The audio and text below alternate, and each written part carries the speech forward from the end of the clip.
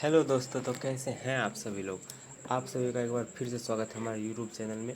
और आज के इस वीडियो में हम लोग करने वाले हैं बीसीसी और पैरामेडिकल 2025 के लिए बायोलॉजी का 20 मोस्ट इम्पोर्टेंट क्वेश्चन। और ये क्वेश्चन सीरीज़ का हमारा पार्ट 4 है। पार्ट 1, 2, 3 जिन्होंने नहीं देखा है डिस्क्रिप्शन में जाइए, प्लेलिस्ट का लिंक होगा, वहाँ पे आपको पार्ट 1, 2, 3 मिल जाएगा। और जिसको भी इस सेशन का पीडीएफ चाहिए वो हमारे टेलीग्राम चैनल ज्वाइन कर सकते हैं, और उसमें पीडीएफ और सारा इन्फॉर्मेशन आपको मिलेगा इस बीसीसी और पैरामेडिकल एग्ज़ाम से रिलेटेड। तो चलिए आगे बढ़ते हैं, क्वेश्चन नंबर 1 सॉल्व करते हैं बिना किसी देरी के। और ये आज का सेशन जो इकोलॉजी का क्वेश्चन लिया गया है, क्योंकि अभी तक बहुत सारे क्वेश्चन कराए हैं जेनेटिक्स का, बायोटेक का और फ्लावर वाले प्लांट वगैरह का, लेकिन अभी तक इकोलॉजी का आप लोगों को क्वेश्चन देखने को नहीं मिला है। आज के इस वीडियो में हम इकोलॉजी का बहुत ही इंपॉर्टेंट क्वेश्चन लाए हैं, जिसको करने के बाद आपका एक भी क्वेश्चन मिस नहीं होगा। इस मतलब इस चैप्टर से जो भी क्वेश्चन आएगा आपको इसी तरह का मिलेगा। और बाकी आप लोग खुद एनसीईआरटी वगैरह पढ़े होंगे तो उसमें से आप कॉन्सेप्ट सीखे होंगे, लेकिन क्वेश्चन प्रैक्टिस के लिए ये सीरीज़ आपको बहुत ही हेल्प करेगा आपके एग्जाम पॉइंट ऑफ व्यू से। तो चलिए क्वेश्चन नंबर 1 है कि which of the following is not an adaptation of parasite. Parasite का कौन सा एडेप्टेशन नहीं है। देखिए पैरासाइट क्या होता है कि जो किसी दूसरे ऑर्गेनिज्म के अंदर जाके उसका न्यूट्रिशन लेता है। मानिए ये आदमी है, आदमी का पेट यानी इंटेस्टाइन, पेट को स्टोमक बोलते हैं, यानी इंटेस्टाइन में एक पैरासाइट रहता है, उसको बोलते हैं हुक वॉर्म, राउंड वॉर्म। ऐसा ऐसा पैरासाइट आदमी के इंटेस्टाइन में चला जाता है, यानी कि आंत में। और आंत में जाने के बाद क्या करता है, आदमी जो भी खाना खाया और पचाया उस सब खाना को वो सोख लेता है और आदमी को मतलब मेंटली और फिजिकली डैमेज करता है। तो पैरासाइट को डाइजेस्ट करने का ज़रूरत थोड़े पड़ता है, क्योंकि पैरासाइट तो पचाया खाना को ले लेता है, उसको पचाने का ज़रूरत ही नहीं पड़ता है। तो जब ज़रूरत नहीं पड़ता है तो उसका डाइजेस्टिव सिस्टम डेवलप होगा तो नहीं, यानी कि इसका डाइजेस्टिव सिस्टम कैसा होता है, सिस्टम नॉट वेल डेवलप। और क्वेश्चन कह रहा है कि और क्या है कि उसका जो उसके पास आँख, कान, नाक ये सब कुछ नहीं होता है, यानी कि सेंस ऑर्गन भी लॉस हो जाता है। सेंस ऑर्गन क्या हो जाता है, लॉस। किसका, पैरासाइट का। तो पहला ऑप्शन पर ही loss of unnecessary sense organ, हाँ जो ज़रूरत का सेंस ऑर्गन नहीं उसको लॉस कर देता है। दूसरा presence of adhesive organ. Adhesive organ क्या होता है कि एडेसिव मतलब होता है पकड़ने वाला ऑर्गन। अब हमारे इंटेस्टाइन में कोई पैरासाइट घुसा तो हमारे इंटेस्टाइन से चिपका रही, यानी कि चिपकने वाला ऑर्गन उसके पास हो ना, तो होना तो चाहिए, एडेसिव ऑर्गन होता है। तीसरा है वेल डेवलप डाइजेस्टिव सिस्टम, यानी कि पैरासाइट का डाइजेस्टिव सिस्टम वेल डेवलप है, नहीं। अभी तो पढ़े कि नॉट वेल डेवलप होता है, और पूछ भी रहा है कि गलत सही कौन नहीं है, यानी कि ऑप्शन नंबर 3 हो जाएगा। तीसरा हाई रिप्रोडक्टिव कैपेसिटी, हाँ पैरासाइट का रिप्रोडक्टिव कैपेसिटी बहुत ज़्यादा होता है, इसीलिए पैरासाइट जल्दी जल्दी अपना बच्चा को प्रोड्यूस करता है।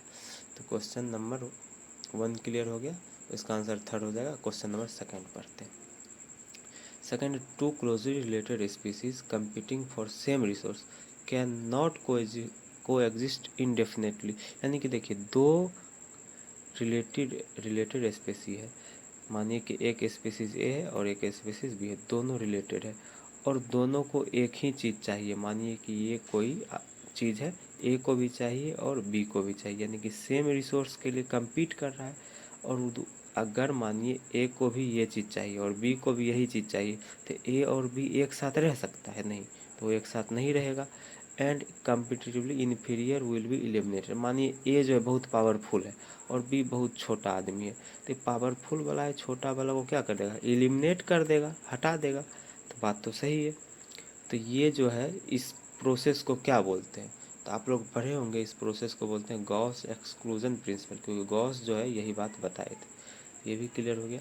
चलिए क्वेश्चन नंबर 3 पढ़ते हैं। कह रहा है कि barnacle growing on back of well is an example of. Well के पीठ पे बार्नेकल जो ग्रो करता है, इसका एग्जाम्पल, ये किस चीज़ का एग्जाम्पल है, तो आपको पता होना चाहिए। ये बहुत ही आसान एग्जाम्पल है। देखिए एग्जाम्पल किस चीज़ का, उससे जानने से पहले आप जानिए कि है क्या। मानिए कि ये वेल है और इसके पीठ पे बार्नेकल ग्रो कर रहा है, तो बार्नेकल को कोई फ़ायदा हो रहा है, तो हाँ फ़ायदा तो हो रहा है कि वेल के पीठ पे ग्रो कर रहा है, यानी कि जगह मिल रहा है। लेकिन वेल को कोई फ़ायदा या नुकसान हो रहा है, तो व्हेल को ना ही फ़ायदा हो रहा है ना ही नुकसान। चलो मेरे पीठ पे ग्रो कर रहे हो, मेरे से न्यूट्रिशन तुम ले नहीं रहे हो, तो हमको नुकसान थोड़ी होगा। यानी कि व्हेल को कुछ फ़ायदा नहीं, कुछ नुकसान नहीं हो रहा है, तो जीरो फायदा, जीरो में है व्हेल। व्हेल किस चीज़ में है? जिसको फ़ायदा होता है उसको प्लस से दिखाते हैं, जिसको नुकसान होता है उसको माइनस से दिखाते हैं, जिसको कुछ नहीं होता है उसको जीरो से। तो व्हेल को ना ही फ़ायदा हो रहा है ना ही नुकसान, यानी कि व्हेल के लिए जीरो नंबर मिलेगा। और ये जो बार्नेकल है उसको क्या हो रहा है? उसको तो फ़ायदा हो रहा है, इसको तो प्लस हो रहा है। और प्लस और जीरो वाला कौन सा होता है? तो कॉमेंसलिज्म होता है। एमेंसलिज्म में तो माइनस जीरो होता है, म्यूचुअलिज्म में प्लस प्लस होता है, पैरासिटिज्म प्लस माइनस होता है। चलिए क्वेश्चन नंबर 5, क्वेश्चन सॉरी 4 होगा, ये क्वेश्चन नंबर 4 होगा। तो क्वेश्चन नंबर 4 कह रहा है कि if plus sign associated beneficial, यानी कि प्लस साइन हम फायदा को देंगे, माइनस साइन हम देंगे डिट्रीमेंटल, यानी कि माइनस साइन देंगे नुकसान को, और जीरो साइन देंगे न्यूट्रल को। ये तो पता ही है, जीरो न्यूट्रल को देते हैं, प्लस फायदा को, माइनस नुकसान को। तो कह रहा है कि प्लस और माइनस किसको बोलेंगे? तो प्लस माइनस में क्या होता है? प्लस माइनस में प्रीडेशन आता है और पैरासिटिज्म आता है। तो इस दोनों में से कोई ऑप्शन है ऐसा? देखिए पैरासिटिज्म है तो ऑप्शन हो गया।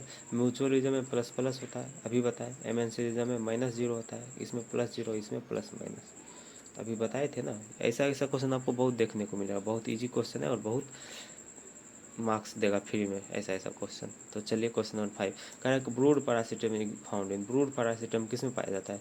तो कोयल और कौवा में पाया जाता है, तो सबको पता है। अगला क्वेश्चन नंबर 6 कह रहा है cardiac glycosides are produce by which plant, कौन सा प्लांट कार्डियक ग्लाइकोसाइड प्रोड्यूस करता है? बताइए। कैलोट्रोपिस करता है ना, ये तो पढ़े होंगे आप लोग। इजी इजी क्वेश्चन, देखिए इसमें से ऐसा रटने वाला क्वेश्चन मिलेगा इस चैप्टर से, इस टॉपिक से, इकोलॉजी से। कह रहा है कि rate of conversion of light energy to chemical energy, light energy से केमिकल एनर्जी बनता है, इस रेट को क्या बोलते हैं? ग्रॉस प्रोडक्टिविटी, जीपीपी बोलते हैं। और जीपीपी में से कुछ लॉस कर जाएगा, यानी कि रिस्पिरेशन में लॉस हो जाएगा, रिस्पायरेटरी लॉस, तो क्या बन जाएगा? Net primary productivity. है तो और आसान है। चलिए क्वेश्चन नंबर ये कितना था? 6, ये है 7 और ये है 8। आज का सेशन थोड़ा फास्ट होगा क्योंकि इसमें उतना समझाने वाला चीज़ नहीं है ना। Correct which is not true for humus, humus के लिए सही कौन नहीं है? तो डार्क कलर्ड एमॉर्फस सब्सटेंस, ये तो सही है, ह्यूमस होता है डार्क कलर का और एमॉर्फस भी होता है। Highly resistant to microbial action, हाँ माइक्रोबियल एक्शन से भी रेसिस्टेंट होता है। Act as reservoir of nutrient and increases water holding capacity of soil, हाँ बात सही है। चौथा, they are degradation product of protein and fat produce by the process of mineralize, ऐसा तो नहीं है, प्रोटीन और फैट वगैरह कुछ तो नहीं होता है, इसीलिए ऑप्शन 4 हो जाएगा।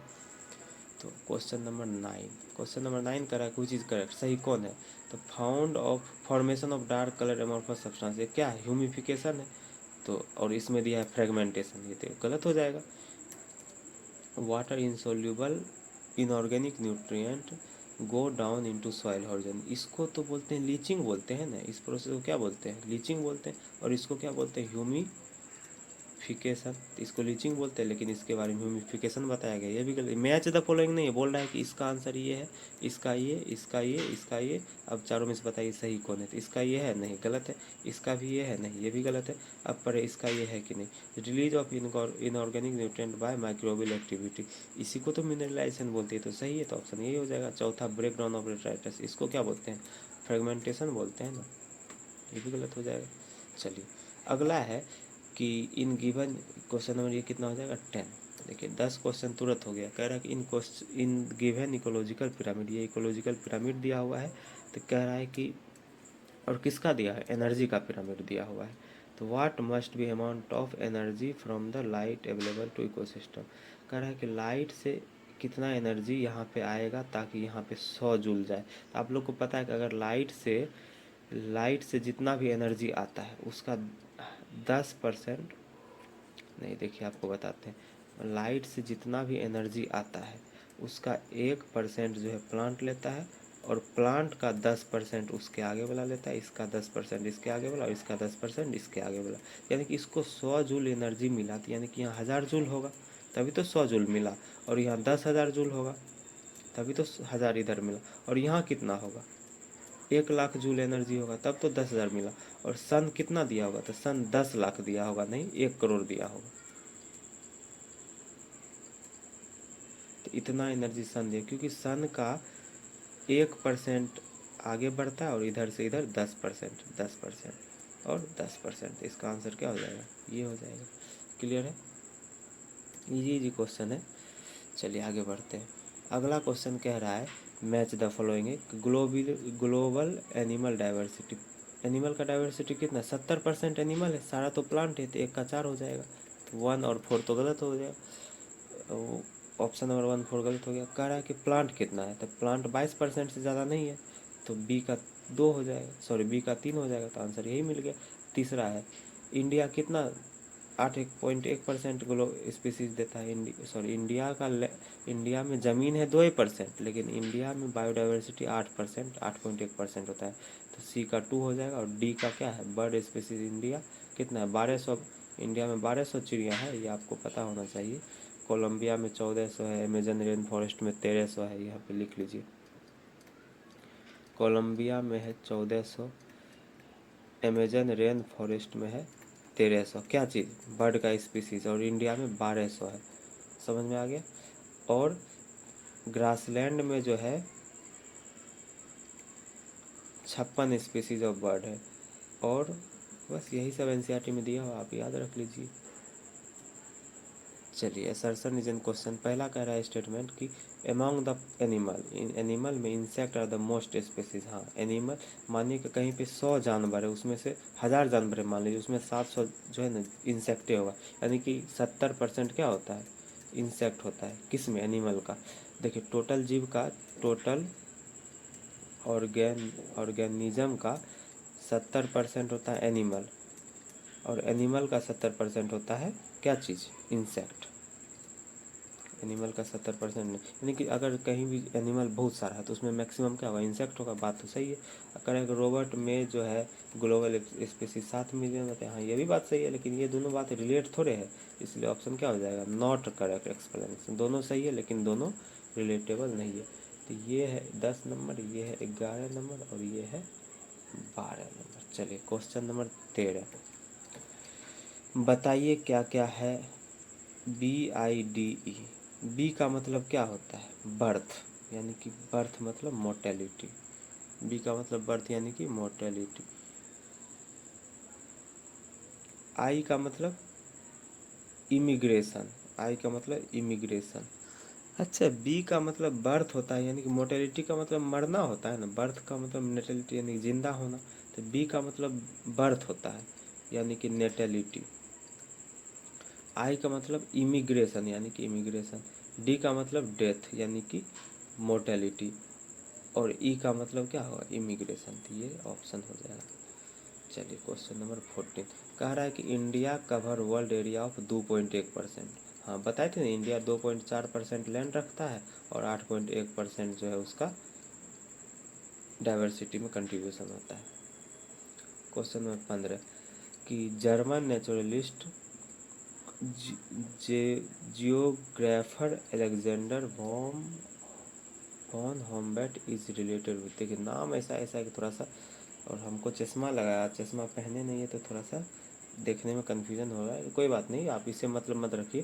सिंपल है कि जियोग्राफर जो अलेक्जेंडर वॉन होमबर्ट जो है वो किसके बारे में बताया था, बताइए तो आप लोग, किसके बारे में बताया था, बताइए जल्दी से। बायोडाइवर्सिटी बताया था कि लॉजिस्टिक बताया था कि स्पीसीज एरिया रिलेशनशिप की, टोटल ग्लोबल स्पीसीज, बताइए जल्दी। इसका आंसर क्या हो जाएगा, स्पीसीज एरिया रिलेशनशिप। देख रहे कितना इजी क्वेश्चन। कह रहा है कि स्पीसीज एरिया रिलेशनशिप में जो ये इक्वेशन है अलेक्जेंडर वॉन हेम्बर्ट जो दिया था, वो स्ट्रेट लाइन इक्वेशन ये था। तो इसमें जो एस का मतलब क्या है, तो एस का मतलब सिंपल आप पढ़े, एस का मतलब ऐसे स्लोप आपको दिखना चाहिए, लेकिन ऐसा होता नहीं। ऐसे क्या होता है, स्पीसीज रीजनेस होता है। ए का मतलब एरिया होता है, जेड का मतलब स्लोप होता है, इसी को रिग्रेशन कोफिशिएंट ही बोलते हैं, जेड को ही, स्लोप को रिग्रेशन कोफिशिएंट बोलते हैं, और एस का मतलब स्पीसीज रीजनेस होता है। चलिए question number 17, correct, habitat loss and fragmentation over exploitation, alien species invasion and को एक्सटेंशन किसका कारण है, तो ये बायोडाइवर्सिटी लॉस का कारण है ये सब चीज़। चलिए क्वेश्चन नंबर 18, बताइए ए क्या है, ए क्या है, कन्फॉर्मर है, बी क्या है, रेगुलेटर है, और सी क्या है, पार्सल रेगुलेटर है। बस इसको याद कर लीजिए, simple. Question number 19, question number 19 बहुत ही आसान है। कह रहा है कि ए क्या है, बी क्या। आपको पता होना चाहिए कि ए जो है फंजाई है, बी है एंजियोस्पर्म। अब ये जो है एल्गी होता है, ये जो इस कलर का टेल कलर का जो बनाया है इसको बोलते हैं एल्गी। और ये जो है मॉसेस होता है, और ये है फर्न, और ये है लाइकन। तो देख लीजिए ए क्या है, फंजाई, ए फंजाई यही ऑप्शन हो जाएगा। बी एंजियोस्पर्म हो गया ख़त्म। लेकिन कभी ये सब पूछ दे तो आपको पता है कि ये मॉसेस है, ये फर्न है, और ये जो है एल्गी है, और ये लाइकन। क्लियर हो गया। चलिए लास्ट क्वेश्चन आज का देखते हैं। करेक्ट, प्लस प्लस मैच करना बोल रहा है। प्लस प्लस क्या होता है, दोनों को फायदा हो रहा है, यानी कि म्यूचुअलिज्म। एक का 4 होगा, एक का 4 होगा। दूसरा माइनस माइनस यानी कॉम्पिटिशन, बी का 3 होगा, बी का 3 होगा। चलिए ये दोनों है। प्लस माइनस प्रीडेशन या फिर पैरासिटिज्म, तो इसका क्या है, प्रीडेशन, ये हो जाएगा। और -0 आपको बताए थे एमेंसिलिज्म होता है, डी का 2। बस ऑप्शन नंबर 3। देखिए आज का सेशन छोटा था इसलिए, क्योंकि इजी इजी क्वेश्चन था। और मिलते हैं अगले सेशन में पार्ट 5 में। तो पार्ट 1 2 3 जिन्होंने नहीं देखा, डिस्क्रिप्शन में लिंक है, जाके देख लीजिए। और हमारा टेलीग्राम चैनल भी वहीं पे मिलेगा, आपको ज्वाइन कर लीजिएगा, ताकि आपको एग्ज़ाम से रिलेटेड और भी इंफॉर्मेशन आपको मिलते रहेगा। और सारा डीपीपी पीडीएफ वगैरह वहीं पे मिलेगा। ये जो सेशन चला इसका पीडीएफ भी आपको वहीं पे मिल जाएगा। चलिए मिलते हैं अगले क्लास में। Thank you.